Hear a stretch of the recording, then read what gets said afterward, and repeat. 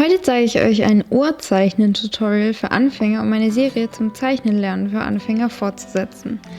Ich zeige euch, wie ihr ein Ohr von der Seite einfach Schritt für Schritt zeichnen lernen könnt. Damit das Ohr auch realistisch aussieht, zeige ich euch dann auch noch, wie ihr es schattieren könnt. Ich habe hier damit angefangen, einen Rahmen für das Ohr einzuzeichnen, damit es einfacher ist, die Proportionen richtig hinzubekommen. Die Form von dem Ohr habe ich dann entsprechend an dem Rahmen ausgerichtet. Sobald ihr das habt, könnt ihr den Rahmen wieder wegradieren. Behaltet hier auch wieder im Hinterkopf, dass jedes Ohr anders aussieht und ihr da nicht zu kleinlich arbeiten müsst. Was die Form von einem Ohr angeht, gibt es kein richtig oder falsch. Das gilt auch für die gebogenen Linien innerhalb vom Ohr. Klar sollte das grob der richtigen Anatomie von einem Ohr entsprechen, aber versucht euch da nicht zu sehr in die perfekten Linien reinzusteigern. Um die Anatomie einigermaßen richtig hinzubekommen, nehmt euch am besten ein Referenzfoto zur Hand. Das ist wie bei allem super hilfreich.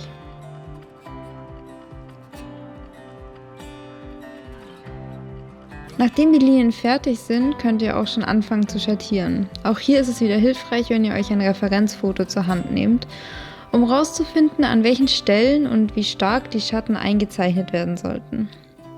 Ich habe hier erstmal die großen Schattenflächen eingezeichnet, bevor ich mit meinem Papierwischer drüber gegangen bin. Dann habe ich auch das ganze Ohr mit der Farbe von meinem Papierwischer ein bisschen vorschattiert, damit alles eine gleichmäßige Fläche bildet.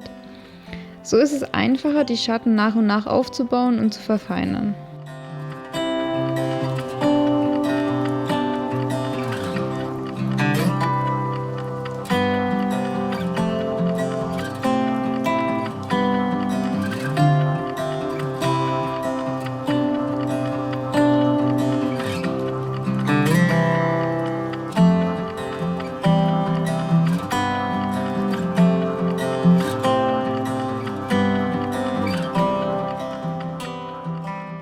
Ich musste dann auch die Form nochmal ein bisschen anpassen, als ich beim Schattieren gemerkt habe, dass das nicht ganz gestimmt hat, und das ist auch vollkommen okay.